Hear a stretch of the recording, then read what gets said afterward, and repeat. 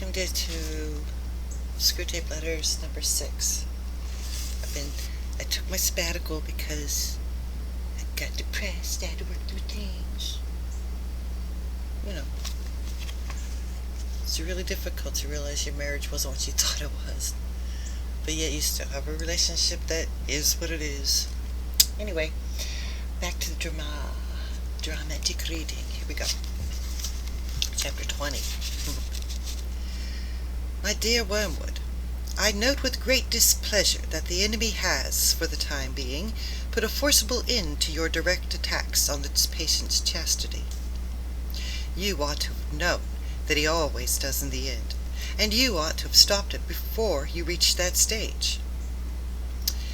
For as things are, your man has now discovered the dangerous truth that these attacks don't last forever. Consequently, you cannot use it again. What is, after all, our best weapon, the belief of ignorant humans that there is no hope of getting rid of us except by yielding. I suppose you've tried persuading him that chastity is unhealthy? I haven't yet got a report from you on young women in the neighborhood, in the neighborhood. I should like it at once. For if we can't use his sexuality to make him unchaste, we must try to use it for the promotion of a desirable marriage. In the meantime, I should like to give you some hint about the type of woman, I mean the physical type, which he should be encouraged to fall in love with, if falling in love is the best we can manage. In a rough and ready way, of course, this question is decided for us by spirits far deeper down in the lower archy than you or I. It is the business of these great masters to produce in every age a general misdirection of what may be called sexual taste. This they do by working through the small circle of popular artists, dressmakers, actresses, and advertisers who determine the fashionable style.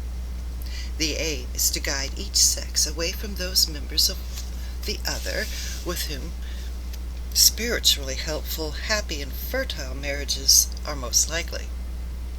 Thus, we have now for many centuries triumphed over nature to the extent of making certain secondary characteristics of the male, such as the beard, disagreeable to nearly all the females. And there is more in that than you might suppose. As regards the male tastes, as we have varied a good deal, at one time we have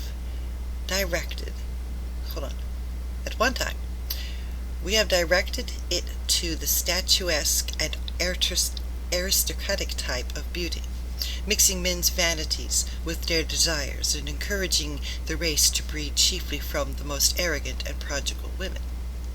At another, we have selected an exaggeratedly feminine type, faint and languishing, so that folly and cowardice, and all the general falseness and littleness of mind which go with them, shall be at premium.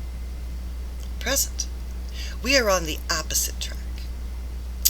The age of jazz has succeeded the age of the waltz, and now we teach men to like women whose bodies are scarcely indistinguishable from those of boys. Since this is a kind of beauty even more transitory than most, we thus aggravate the female's chronic horror of growing old, with many excellent results, and render her less willing and less able to bear children. And that is not all. We have engineered a great increase in the license which society allows to the representation of the apparent nude, not the real nude, in art, in its expedition on the stage or at the bathing beach. It is all fake, of course. The figures in the popular art are falsely drawn. The real women in bathing suits or tights are actually pinched in and propped up to make them appear firmer, more slender, and more boyish than nature allows a full-grown woman to be. Yet, at the same time, The modern world is taught to believe that by being frank and healthy and getting back to nature, as a result, we are more and more directing the desires of men to something which does not exist, making the role of the I in sexuality more and more important, and at the same time, making its demands more and more impossible. What follows you can easily forecast. That is the general strategy at the moment. But inside that framework, you will still find it possible to encourage your patient's desire in one of two directions.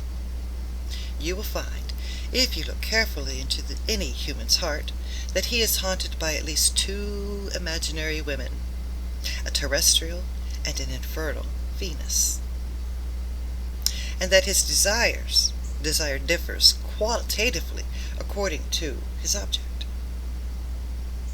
There is one type for which his desire is such as to be naturally amiable to the enemy, readily mixed in with charity, readily obedient to marriage, colored all through with that golden light of reverence and naturalness which we detest. There is another type, which he desires brutally, and to desire brutally.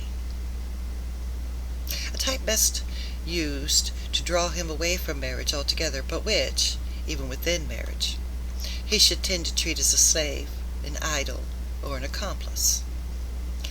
His love for the first might involve what the enemy calls evil, but only accidentally. The man would wish that she was not someone else's wife, and be sorry that he could not love her lawfully. But in the second type, the felt evil is what he wants The felt evil is what he wants. It is that tang in the flavor which he is after. In the face, it is visible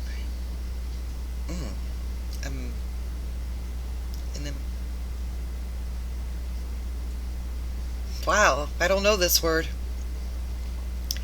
Animality.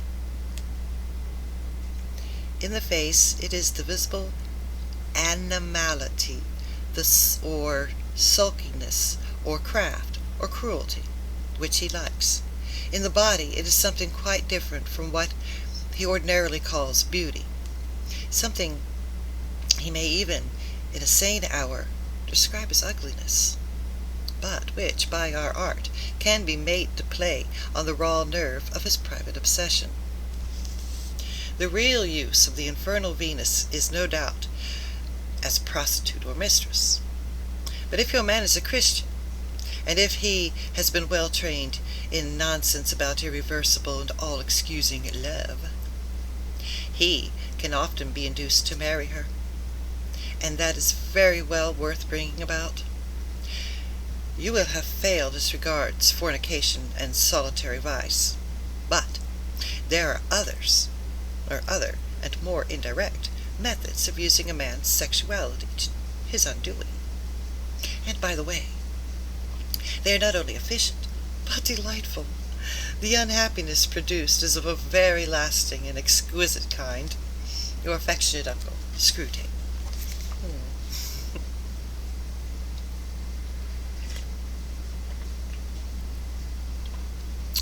I am way out of practice reading. My dear Wormwood, yes, a period of sexual temptation is an excellent time for working a subordinate attack on the patient's peevishness.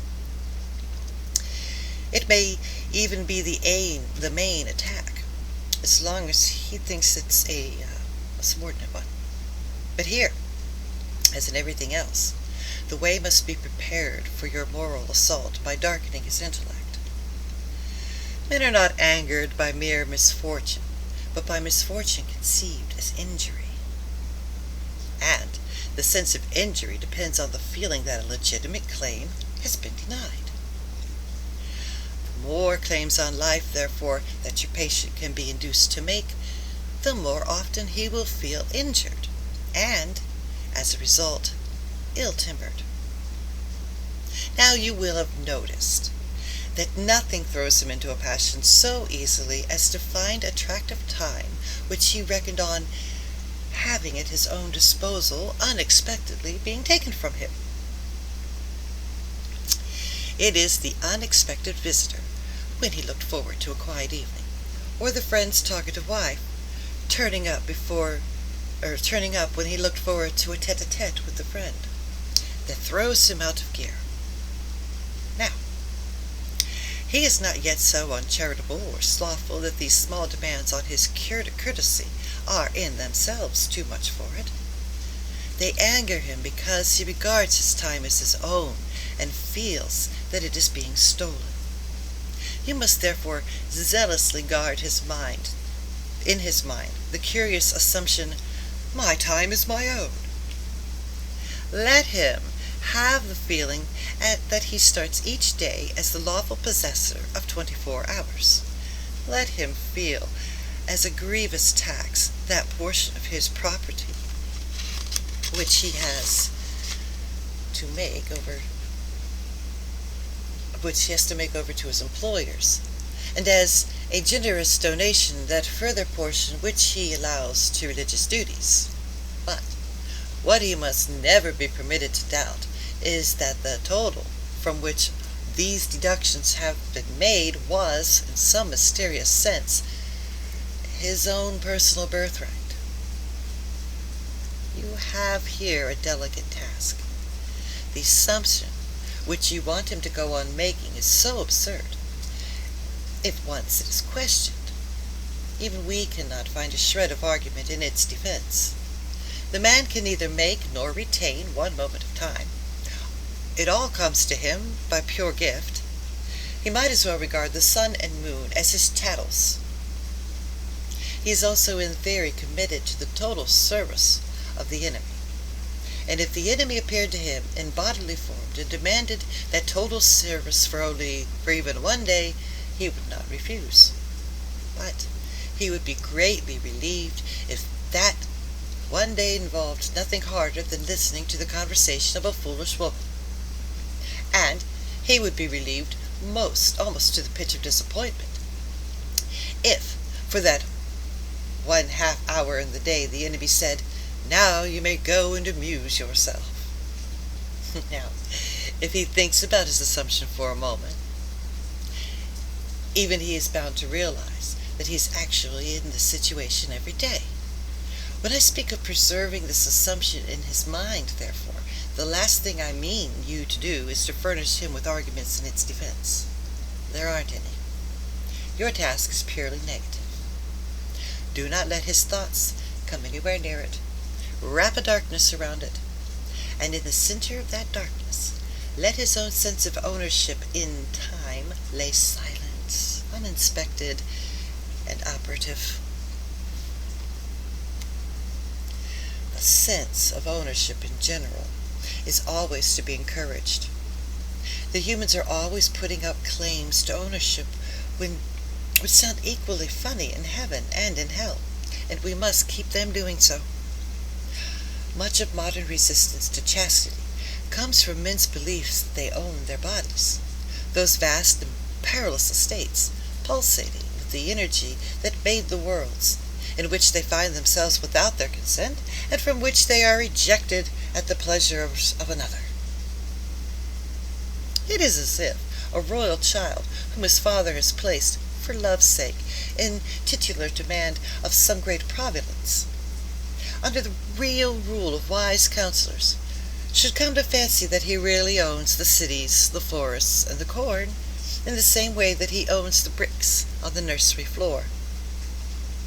We produce this sense of ownership not only by pride, but by confusion. We teach them not to notice the different senses of the possessive pronoun, the finely graded differences that run from my boots through my dog, my servant, my wife, my father, my master, my country, to my God. They can be taught to reduce all these senses to that of my boots, the my of ownership.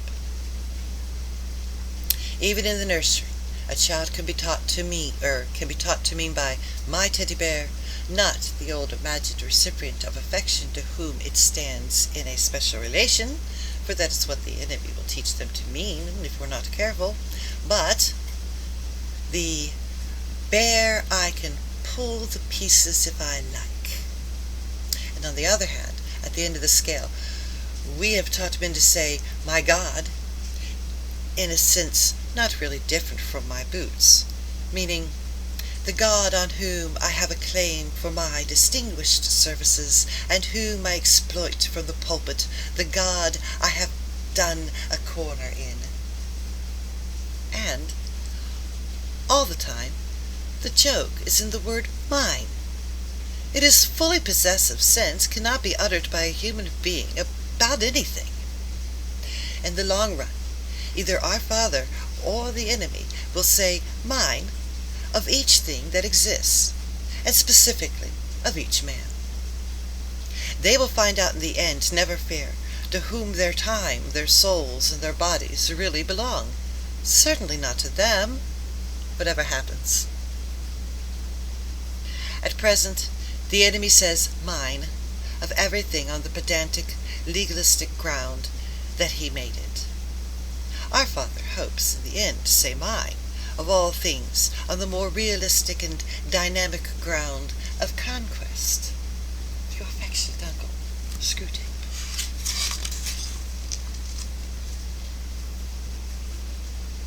My dear Wormwood, so your man is in love, and in the worst kind he could possibly have fallen into, with a girl who does not even appear in the report you sent me. You may be interested to learn that the little misunderstanding with the secret police which he tries to raise about some unguarded expressions in one of my letters has been tided over. If you are reckoning on that to secure my good offices, you might find yourself mistaken. Wait, let's see what he's doing here, but I didn't do it right. Okay, you may be interested to learn that the little misunderstanding with the secret police which he tried to raise about some unguarded expressions in one of my letters has been tided over. If you were reckoning on that to secure my good offices, you will find yourself mistaken. You shall pay for that, as well as for your other blunders. Meanwhile, I enclose a little booklet, just issued, on the new House of Correction for incompetent tipsters. It is profusely illustrated, and you will not find a dull page in it. I have looked up this girl's dossier, and I am horrified at what I find. Not only a Christian, but such a Christian. A vile, sneaking, simpering, demure, monosyllabic, mouse-like, watery, insignificant, virginal, bread and butter miss. A little brute. She makes me vomit. She stinks, and scolds through the very pages of the dossier. It drives me mad, the way the world has worsened. We'd have had her to the arena in the old days. That's not what her sort is made for. Not that she'd do much good there, either. A little two-faced cheat. I know the sort, who looks as if she'd faint at the sight of blood, and then dies with a smile. A cheat every way. Looks as if butter wouldn't melt in her mouth, and yet has satirical wit. The sort of creature who'd find me funny. Filthy, insipid little prude. And yet, already, to fall into this booby's arms like any other breeding animal. Why doesn't the enemy blast her for it? If he is so moonstruck by virginity, instead of looking on there grinning. Oh, he's a hedonist at heart. All those facts and vigils and stakes and crosses are only a facade. Or only like foam on the seashore. Out at sea, out in his sea, well, there is pleasure, and more pleasure. He makes no secret of it. At his right hand are pleasures forevermore. Ugh! I don't think he has the least inkling of that high and store mystery to which we raise the miserific vision. He's vulgar, Wormwood. He has a bourgeoisie mind. He has filled his world of pleasures. There are things for humans to do all day without his minding in the least. Sleeping, washing, eating, drinking, making love, playing, praying, working. Everything has to be twisted before it's of any use to us. We fight under cruel disadvantages. Nothing is naturally on our side. Not that that excuses you. I'll settle with you presently. You've always hated me and been insolent when you dared. Then, of course, he gets to know this woman's family, the whole circle. Can you not see that the very house she lives in is the one he ought to never have entered? The whole place reeks of a deadly odor. The very gardener, though he's only been there 5 years, is beginning to acquire it. The guests, after a weekend visit, carry some of the smell away with them. The dog and cat are tainted with it, and a house full of the impenetrable mystery. We are certain it is a matter of first principles that each member of the family must in some way be making capital out of the others, but we cannot find out how. They guard as jealously as the enemy itself the secret of what really lies behind this pretense of disinterested love. The whole house and garden are one vast obscenity. It bears a sickening resemblance to the description one human writer has made of heaven. The regions where there is only life, and therefore all that is not music, is silence. Music and silence. How I detest them both. How thankful we should be that ever since our father entered hell, though longer ago than humans, reckoning in light years, could express, no square inch of infernal space at no moment of infernal time has been surrendered to either of those indomitable forces. It has all been occupied by noise. Noise, the grand nasum, the audible expression of all that is exultant, ruthless, and virile. Noise, which alone defends us from silly qualms, despairing scruples, and impossible desires. We will make the whole universe noise in the end. We've already made great strides in this direction as regards the earth. The melodies and silences of heaven will be shouted down in the end. But I admit, we are not yet loud enough, or anything like it. Research is in the progress. Meanwhile, you, disgusting little... Here, the manuscript breaks off and is assumed in a different hand. In the heat of the composition, I find that I have inadvertently allowed myself to assume the form of a large centipede. I am accordingly dictating the rest to my secretary. Now that the transformation is complete, I recognize it as a periodical phenomenon. Some rumor of it has reached the humans and is counted. And a distorted account of it appears in the poet Milton, with the ridiculous addition that such changes of shape are a punishment imposed upon us by the enemy. A more modern writer, someone with a name like Pshaw, has therefore grasped the truth. Transformation proceeds from within, and is a glorious manifestation of that light force, which our father would worship if he worshipped anything but himself. In my present form, I feel even more anxious to see you, to unite you to myself in indissoluble embrace. Signed, Toadpipe. For his abysmal symmetry, Under Secretary Screwtape, TEBS, etc. That's enough for now.